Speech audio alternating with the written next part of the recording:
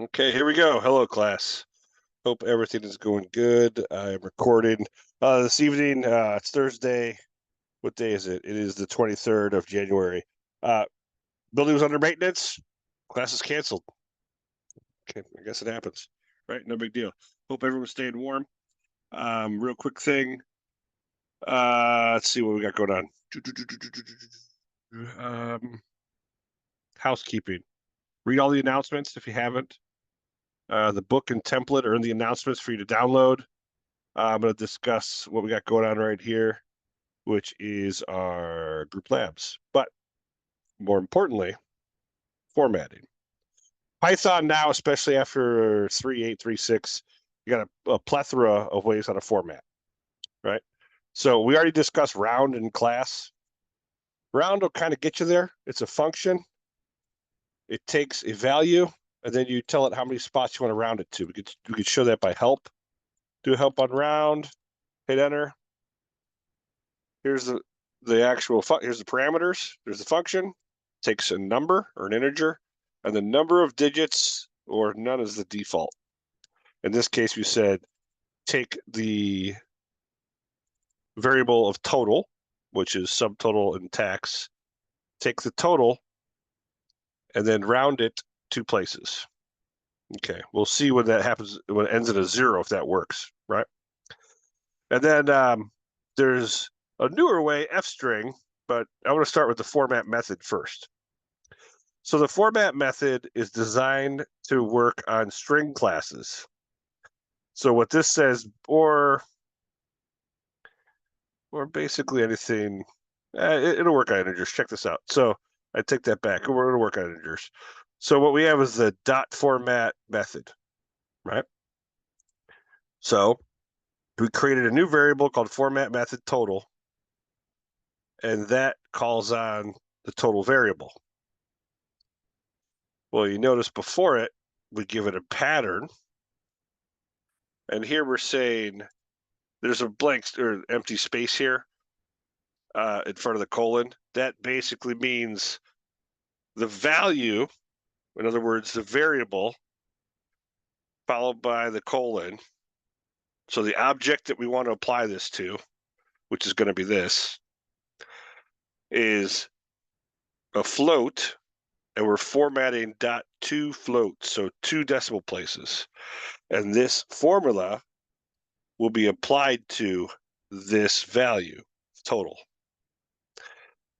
We'll see how that operates. Now there's a newer way, f-string, format string, where it looks very similar to the format method, but it's followed by a little baby f, which means formatted string, double quote, curly braces, the value that you want to format, which in this case is total, and we want to format the style of the formatting is .2f, so 2 places to the right of the decimal place. I'll go ahead and run this, hit F5. And now the cost of item 1, we'll say it's 4.44. Sounds good. I'll say this is 5.06. I'll just do this $1. So when I hit enter, these should all be added together, right? They should all be added together. If we do it just here, it'll be 0, 5, so 50 cents, and 10, so 10.50.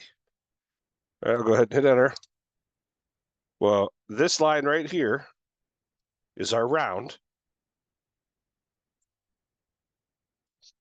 Didn't work out so well when it ended in a 0, right? Because it didn't have 2 places to round because it was a 0, which is nothing. And then our second formatted string this is using round, so it did round it. Why is that? Well, way out here, the math is wrong somewhere. We'll figure this out, right? But we'll take a look at that. And using f-string, we got the 2 formatted just fine. And then using the method, we formatted just fine. Well, let's hit enter to close. Let's give it some bigger numbers. Cost of item 1 was, that doesn't really matter because there's only 2 decimal places afterwards, right?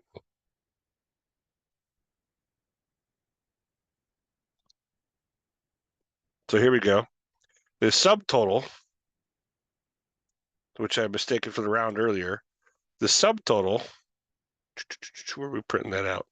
Here we're adding it, formatting for, okay, your subtotal is this right here. We're not formatting at all. We're just calling on subtotal with no format. So we get the entire long string of integers. Cool. Round worked. We got our 2.